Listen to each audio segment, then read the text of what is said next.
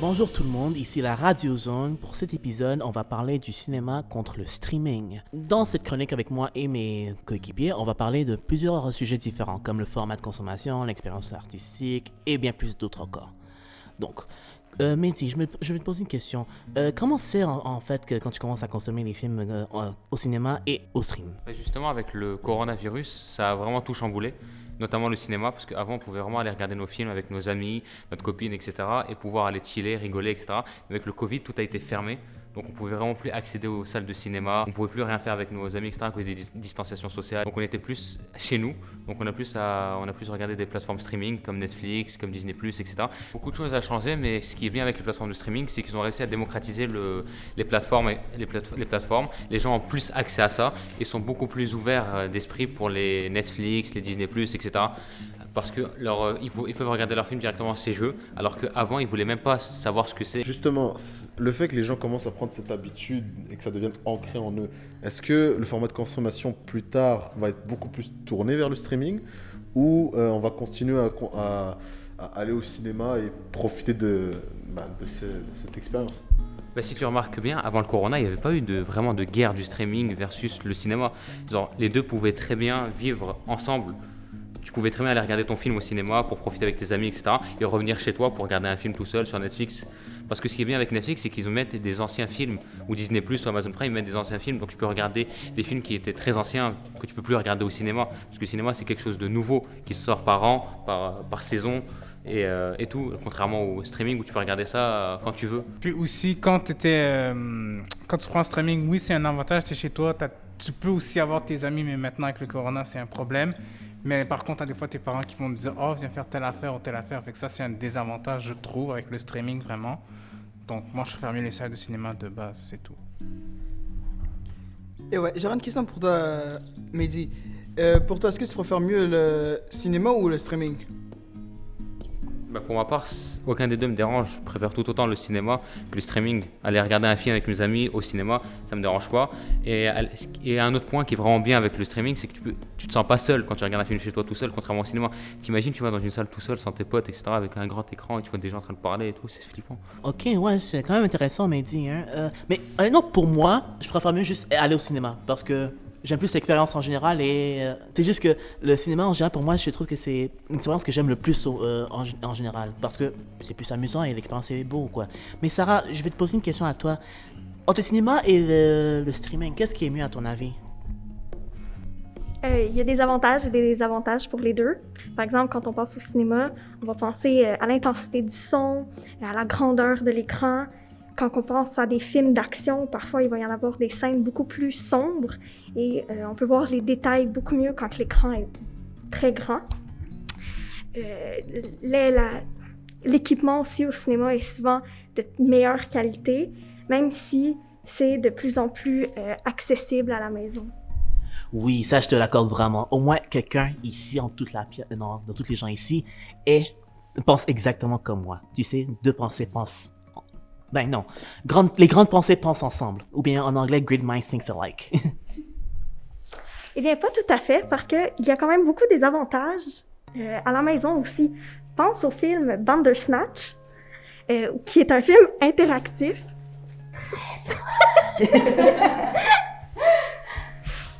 Alors, on pense au film Bandersnatch, qui est un film interactif.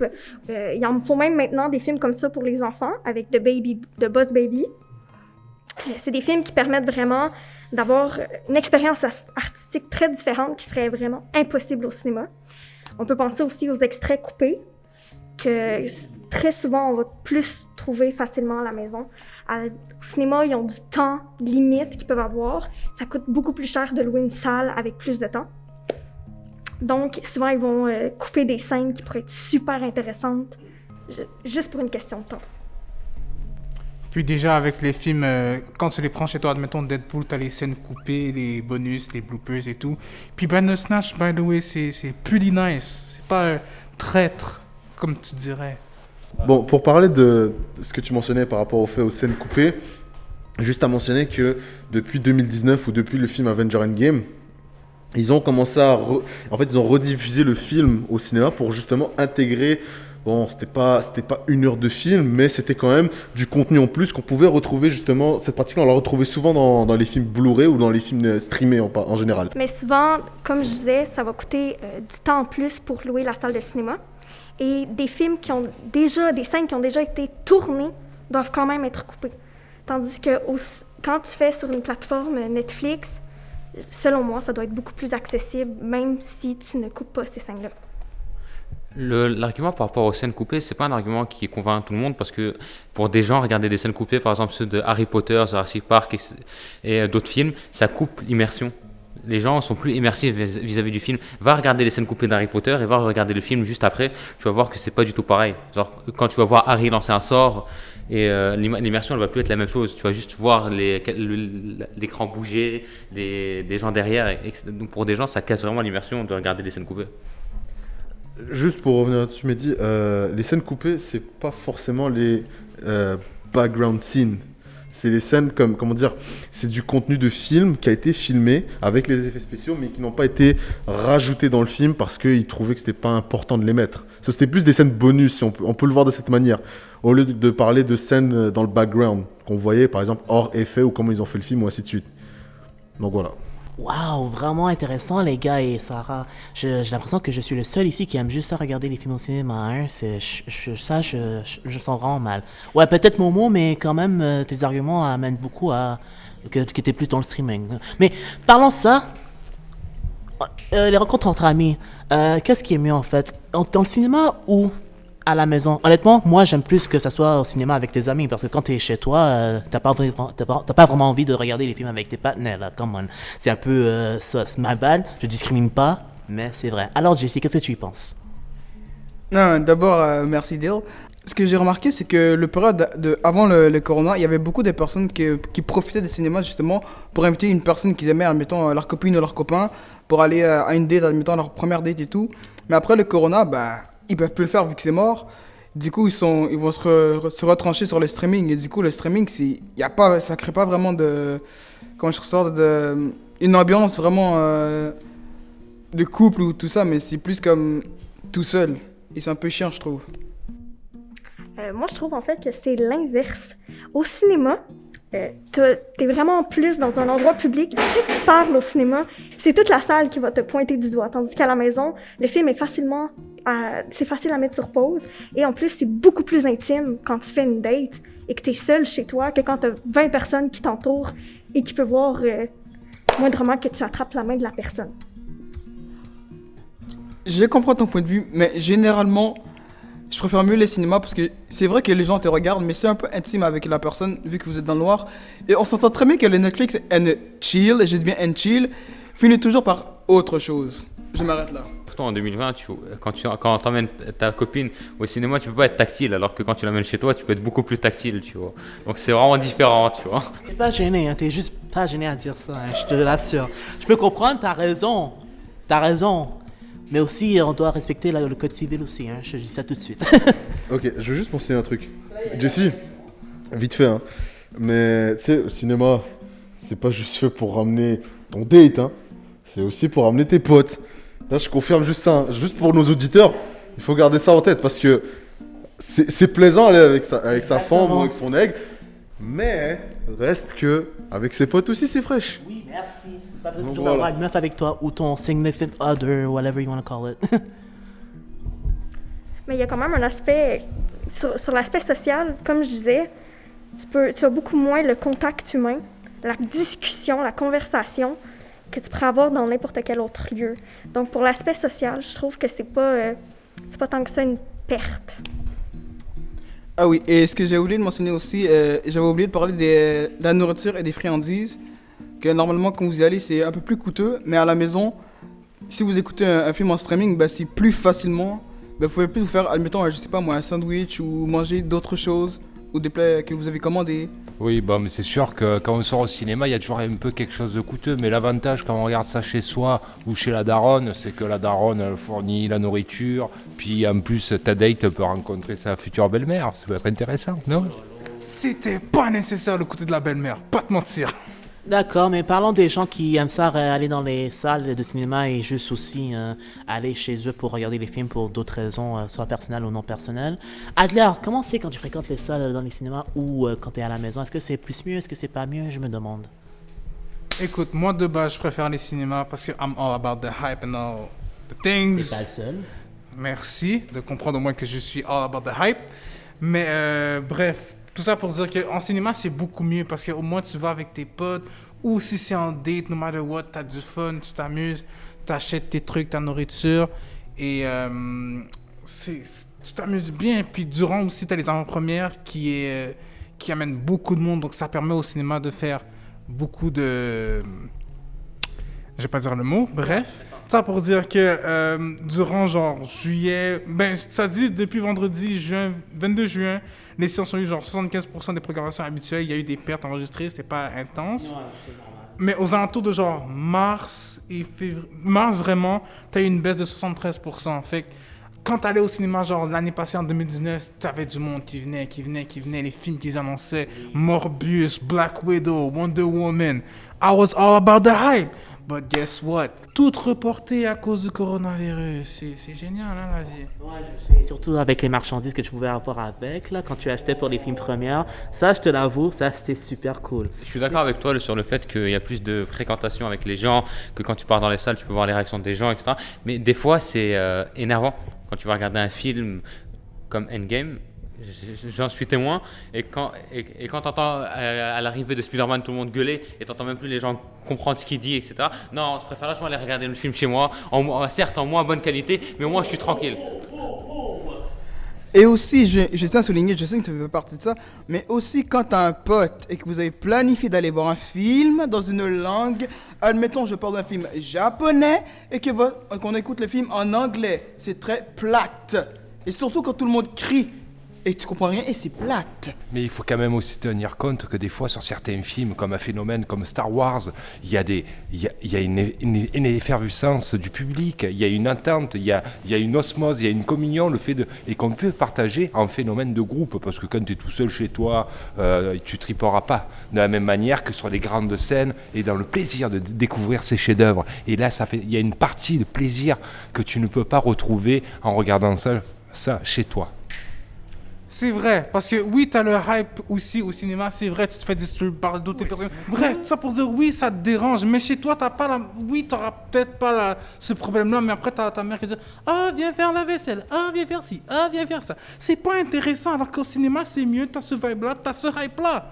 Et pour certaines personnes qui se font blog pour voir les films en japonais, qu'on doit aller voir en anglais. Bref. Donc, déjà, rien que pour réagir à tout ça, je suis d'accord sur le point de Mehdi par rapport au fait que quand c'est rendu au fait que, par exemple, si on prend Avenger Endgame, qu'on a presque tous vécu le lancement et la première de ce film, quand c'est rendu au fait que tu dois réserver tes billets comme si tu réservais des billets d'avion sur Air Canada et que tu n'es pas sûr d'avoir des places et que tu fais une stratégie sur une semaine complète pour préparer, c'est sûr que d'un point de vue aller voir le film au cinéma, des fois ça te dégoûte. Et j'en ai vu beaucoup durant le film, par exemple, si on reste toujours sur l'exemple d'Endgame, il y en a qui vont voir le film pour voir le film, ce qui est une différence des autres personnes que, par exemple, il y a des parents qui ramènent leurs enfants voir le film et ils commencent à déranger presque tout le monde dans la salle. C'est vrai qu'il y a un point de vue, genre quand on est chez soi, c'est beaucoup mieux, mais c'est sûr que quand on va au cinéma, ça reste une expérience assez intéressante, malgré les inconvénients et les problématiques qu'on peut rencontrer.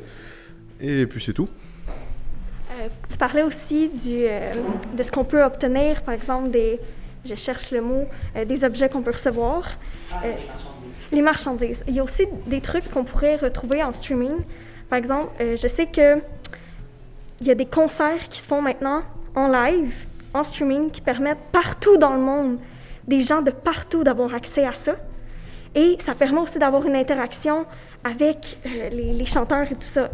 Peut-être que d'un point de vue cinématique, il pourrait y avoir aussi des interactions comme ça possibles avec les acteurs, que des gens pourraient, sur des partages de streaming, de pouvoir communiquer avec ça. Ça pourrait être aussi une sorte de marchandise, si on veut, qui ne serait pas forcément accessible au cinéma.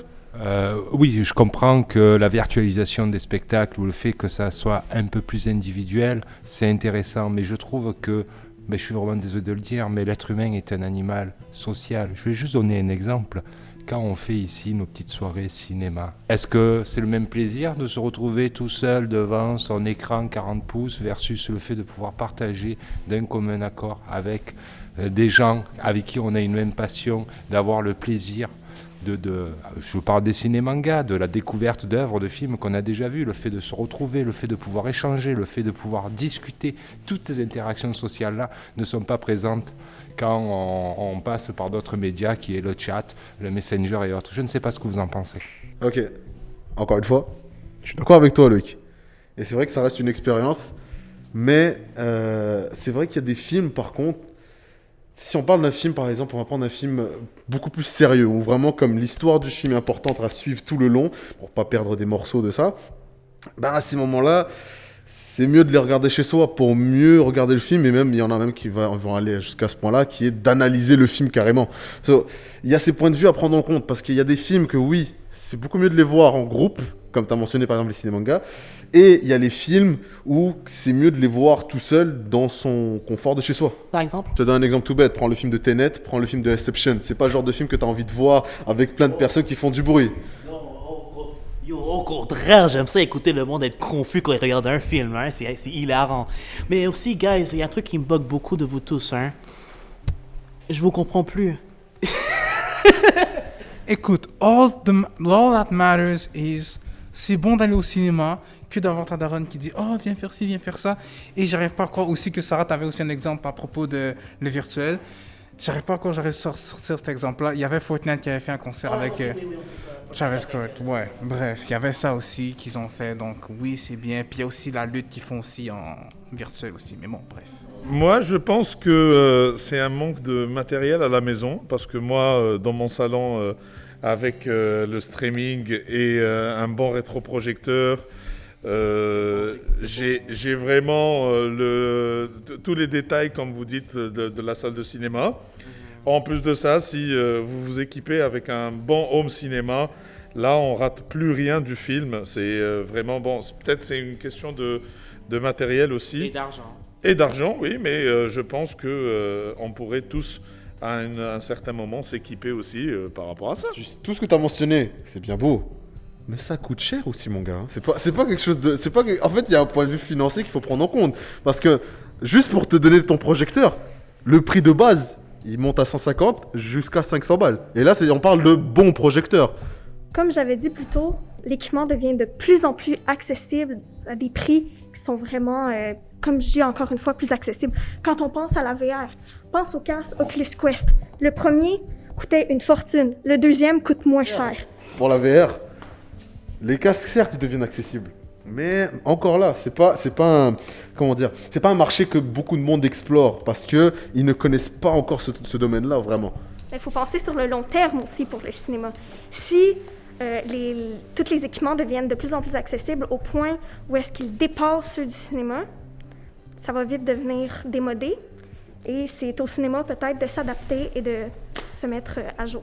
Juste par rapport à ce que Reda a dit, je suis pas d'accord dans le fait où, si on prend un exemple d'un citoyen lambda, quelqu'un qui gagne le salaire minimum et qui n'arrive pas à avoir, qui arrive tout juste à payer son loyer et qui veut profiter du cinéma avec ses amis, ça va lui revenir moins cher d'aller acheter des équipements qui coûtent plus de $500 ou $1000 au total. Il va pas faire sa propre salle de cinéma tout seul alors qu'il peut aller en profiter chez lui. Mais le rapport aussi à la consommation, c'est vrai que sur la question de l'équipement, ça renvoie à beaucoup de choses. Ça renvoie au pouvoir d'achat. Ce n'est pas compatible avec les moyens d'un jeune dans sa petite chambre de studio et avec les cloisons de mauvaise qualité. Mais aussi d'un autre côté, c'est que si on a tout chez soi d'accessible, qu'est-ce qu'on fait? On fait un peu comme dans la matrice, on se met une espèce de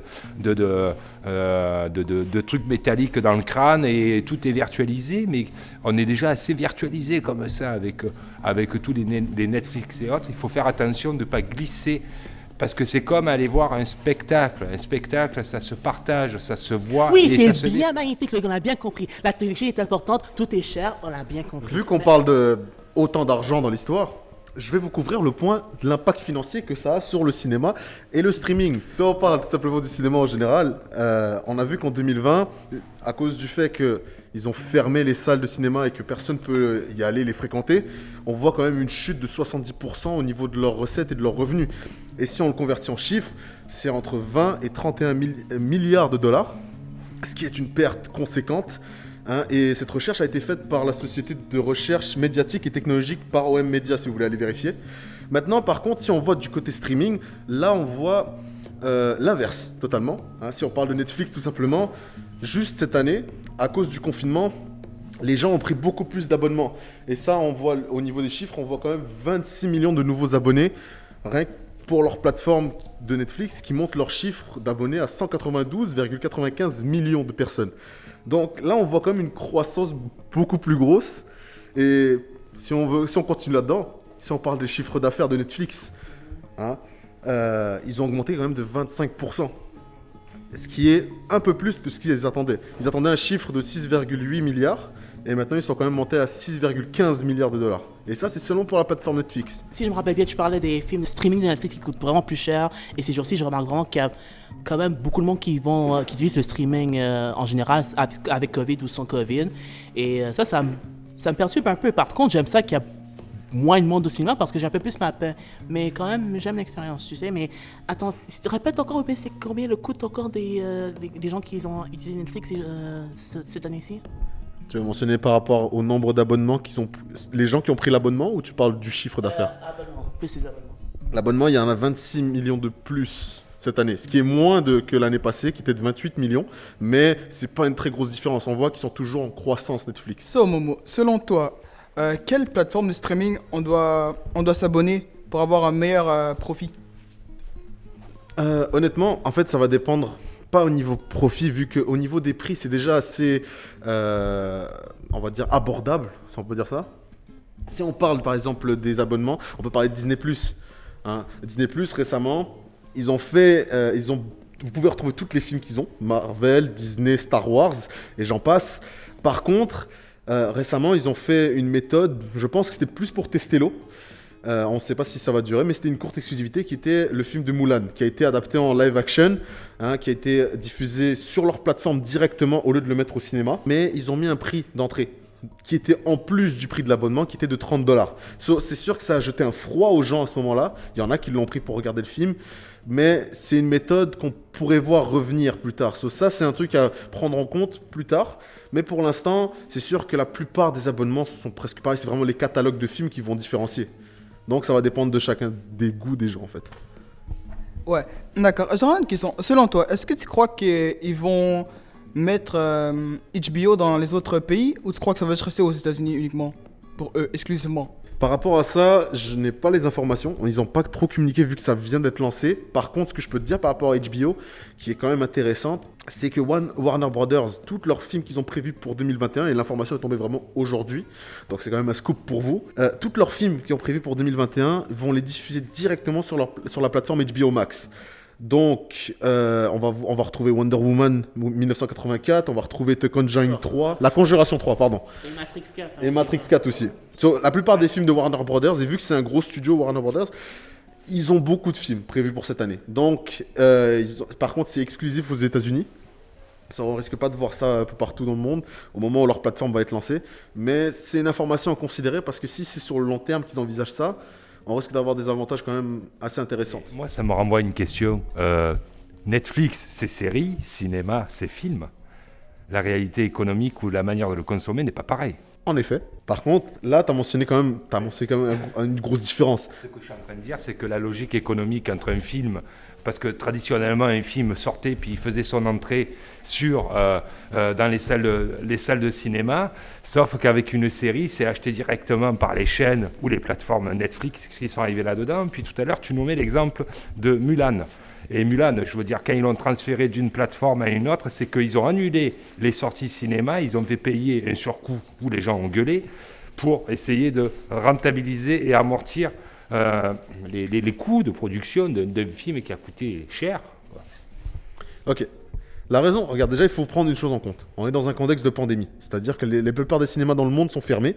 Et si tu veux un exemple concret, prends le film de Tenet, par exemple. Le film de Tenet, il est sorti au cinéma pendant la courte période où les cinémas ont réouvert. Ouais, j'étais là. Par contre, le film, malheureusement, en termes de chiffre d'affaires, ça n'a pas été rentable. Et les studios ont pris en compte ça parce que Tenet, quand même, il est sorti pendant une courte période. Les cinémas ont refermé. Ça veut dire qu'il y a ce manque de sécurité pour les studios.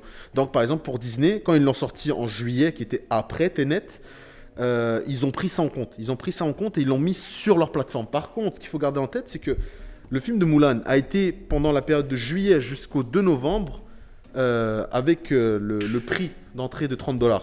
Mais récemment, maintenant, pour tous ceux qui ont l'abonnement premium, ils peuvent regarder le film gratuitement maintenant. C'était vraiment pour une courte durée. Là, on parle d'exclusivité. Ça, c'est la majeure différence et surtout pour être rentable. Parce que si on parle de Disney, ils ont leur parc d'attractions qui ne fonctionne plus. Donc, ils doivent se faire un revenu. Et vu qu'ils ont 73 millions d'abonnés sur leur plateforme, et ça fait juste 1 an qu'ils sont là-dessus, ils doivent trouver un moyen de rentabiliser la chose. Donc, c'est une manière de s'adapter selon les studios. Tu m'excuses, Momo, mais j'ai comme l'impression que tu défends toutes les grosses machines Afrique du cinéma. Et honnêtement, on dirait que tu es en train de les défendre dans le sens où la pandémie nous touche nous, mais pas eux. Et je vois depuis tout à l'heure, enfin j'entends, et je constate pratiquement que dans tous tes arguments, tu défends les 2 grosses machines Afrique du cinéma, mais apparemment, nous, on doit écoper un peu de tout ce qui est pandémie, mais pour tout ce que tu es en train de dire, on dirait que tout est justifié pour eux. Et donc, je ne vois pas comment eux, ils se sont adaptés, à la pandémie.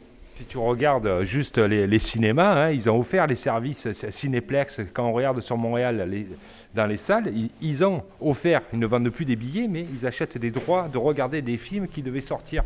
Donc il y a vraiment un changement dans l'industrie. Alors, déjà pour répondre à Reda, je ne défends pas les services streaming, au contraire, je suis neutre là-dedans. En fait, ce que je t'ai montré, c'est les chiffres et la réalité derrière le contexte dans lequel on vit. Si on parle, comme j'ai dit, le cinéma, ils ont quand même perdu 70% de leurs revenus cette année à cause du fait qu'ils ne peuvent pas ouvrir. Ce que je te démontre en ce moment, c'est l'avantage que maintenant les services streaming ils sont en train de prendre avantage de cette situation parce que les gens sont chez eux. Donc, ils s'adaptent, ils offrent de meilleurs services, ils améliorent leur plateforme. Et ce n'est pas les seuls qu'on voit en train de faire ça. Apple songe à créer une plateforme streaming eux aussi. Ils sont en train de voir que c'est rentable. Toute une question de rentabilité. Ce n'est pas une question de prendre un point ou un autre. C'est une question de comment on va avantager le consommateur et essayer de l'attirer vers nous le plus possible. Donc voilà. Il faut aussi penser que ce n'est pas forcément un désavantage pour les consommateurs parce que ça nous garde en sécurité. Et ça nous permet quand même de profiter de trucs qu'on attendait depuis vraiment longtemps. Comme Mulan, c'était un film que beaucoup de gens voulaient voir. Et se faire dire qu'ils ne pourront pas à cause de la COVID, ça a été très, très décevant, entre autres pour ce film-là, entre autres pour beaucoup de choses. Avoir accès d'une autre façon, je pense que c'est positif pour les consommateurs. Guys, je sais pas quoi dire là, parce que là, je sais même pas qui est pour qui. Là, j'entends du monde qui sont avec le cinéma. D'autres monde qui sont pour le streaming, après ça, ils rechangent. Vous êtes techniquement quoi, des pancakes, là? Je comprends pas. Non, Momo, je te laisse plus parler. Non, j'en ai marre. Ok, dernière chance. D'ailleurs, juste pour répondre au truc, comme je t'ai dit, moi, je suis neutre sur ce terrain-là. Et moi, je te parle seulement de l'avantage que ça peut donner, comme Sarah a dit, aux consommateurs. C'est ça qu'il faut garder en tête. Maintenant, si tu me dis qu'est-ce qui est meilleur, moi je te dis juste qu'en termes d'expérience, c'est sûr qu'aller le voir au cinéma, c'est mieux tout dépendant du film. Et le voir chez soi, c'est aussi mieux dans le contexte de pandémie. Donc c'est ces facteurs-là qu'il faut prendre en compte. Et pas seulement le fait que quel terrain on va prendre par rapport à ça. Comme Reda a mentionné tout à l'heure. Moi, je suis toujours du bord et je resterai toujours pour le cinéma because of all the hype. Là, j'ai pas le choix. Streaming service. That's the end of it. Et tonton, c'est pas tout le monde qui est milliardaire de s'acheter un rétroviseur, hein? Il faut se penser qu'il y a tout le temps et il y aura toujours des avantages autant pour l'un que pour l'autre et des désavantages autant pour l'un que pour l'autre. Donc, être capable de voir les deux, c'est, je pense, être capable d'en tirer profit à son maximum. Jolie citation, Sarah. Alors là, au prochain épisode, on va peut-être parler d'un autre chronique qui est un peu plus intéressant que le cinéma et le streaming, parce que là, je commence à avoir la tête un peu molle de ce que toutes les discussions qui s'est passées, surtout au côté de consommation. Alors, on se voit la prochaine fois, et c'est ça. On remercie tout le monde, et les chroniqueurs, exactement. Je vais pas prononcer leur nom parce que j'ai la flemme. Non, je niaise. Mais je vais remercier tout le monde qui était là aujourd'hui ce soir avec la Radio Zone et je ferme la radio. Bonne soirée tout le monde.